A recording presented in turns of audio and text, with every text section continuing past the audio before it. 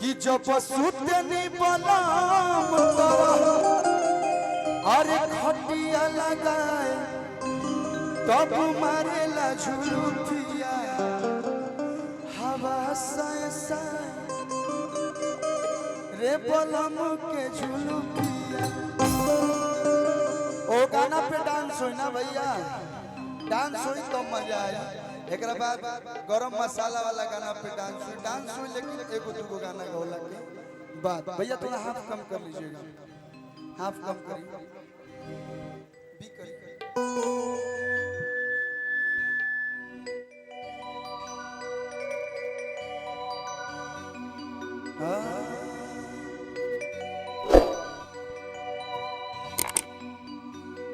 एक जनी अपना राजा जी से कहता कि रोज रोज के घरवा के शासन पिया अब सहाई ननदों के भाषण पिया ज्योति रही जी है रहनिया तो घर पाका बोलाई प्रशासन पिया। पहले फैयारो लिखाए में दिक्कत रहे, आजकल 100 नंबर आ गए तो लोग डायल करता सीधे पुलिस घरे आ जाती है। यही से मेहरारू से डरा के रहे के बाद बहुत सारा प्यार, थैंक यू।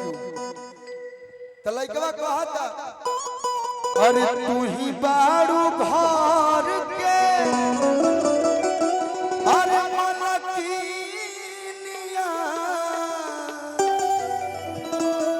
हमारे सार के अरे बहिनिया हो।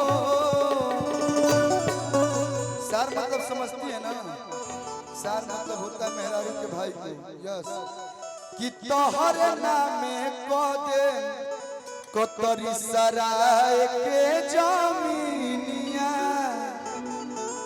तोहर नामे को दे है नालंदा के जमीनिया ना बना तू नदीनिया हो।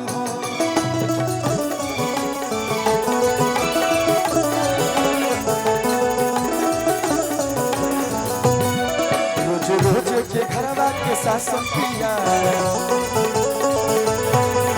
सहाई ननदों के भाषण पिया ज्योति रही जी है रहनिया तो हर पाका बुलाई प्रशासन। तू ही बारू घर के तू ही बारू घर के मलकिनिया हमर शहर के बहिनिया हमर शहर के बहिनिया हो। तो तोहर नाम बदलला के जमीनिया ना बना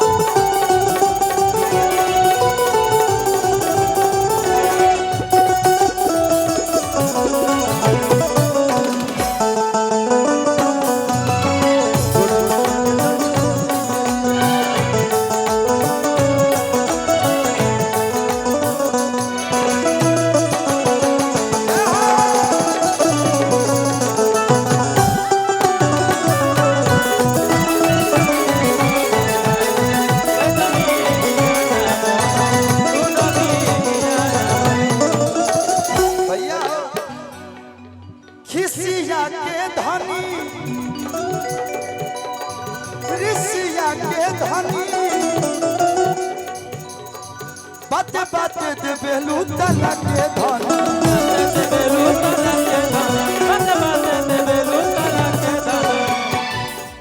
ऋषिया के धनी किसिया के धनी बाते बाते दे बेलू तला के धन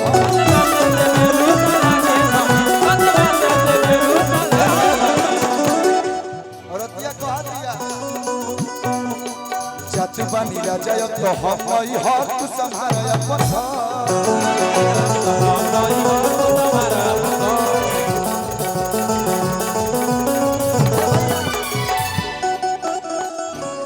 हेलो कि जातु बनी राजा तो हम नहीं हो तू संभाल अपन घर सुनी घर के कथा हमर माथा जाला जोर बात लगेला जहर कि कोटि कोई से राजा के तोहारा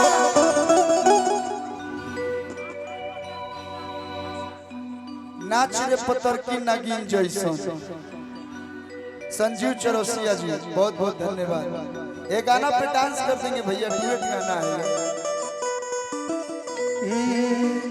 अरे कोटि कोई से राजा के तोहारा अरे दीनिया हाँ हाँ एकदम उतार देंगे। वो थोड़ा ना दूसरा कोई करता है, हम ही करते हैं। हाँ अभी थोड़ा इंजन गरमा रहा है, धीरे धीरे गरमाएंगे हम। अब तनी टाइम लेते हैं, हम क्या करें, हम अभी तक बुलेट ट्रेन नहीं बन पाए हैं। तनी मनी अभी पैसेंजर था, अभी एक्सप्रेस में है, कब नहीं वंदे भारत बनेंगे। कि अरे कोटि कोई से राजा के तोहारा अरे दुनिया अरे आई कोई से हो तो तोहरे नाम। अच्छा आप यहाँ रहिएगा नेपाल छोड़ के, रुको। नेपाल जो आपका घर है, मानिए कहीं भी होगा, पीरगंज रक्सौल या नेपाल काठमांडू, उधर छोड़ के आप नालंदा में रहिएगा। बहुत अच्छे अच्छे लोग हैं यहाँ पे। पान ले लो, खैर ले लो हो सुपारी, सुन प्यारी जैसन जैसन मरद खोजबू है नालंदा जिला से दे सुन प्यारी। बहुत अच्छे अच्छे लोग हैं यहाँ पे, पसंद कीजिए। तो कोई पसंद आ रहा है आपको? इधर नया लोग है, उधर थोड़ा एजगर लोग है, जिसको भी आप पसंद कीजिएगा। देखते है जब लड़का एकदम परेशान बुझाता लड़की नहीं खे मिलल है, छाती पीट के 2 फीट अंदर घुसा लेला सन। देखिए तू लड़का पसंद है आपको कि मैं पसंद हूं।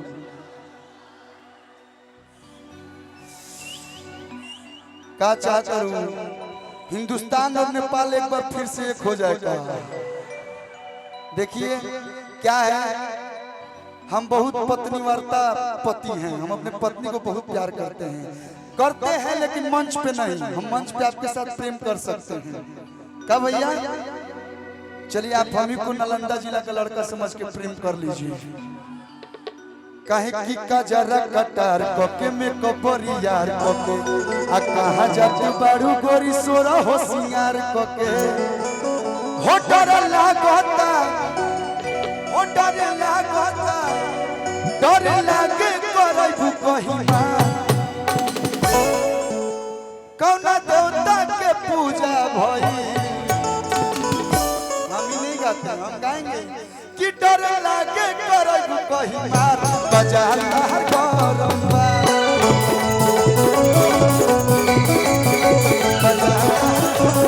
ओ डर लागे करबू कहिमा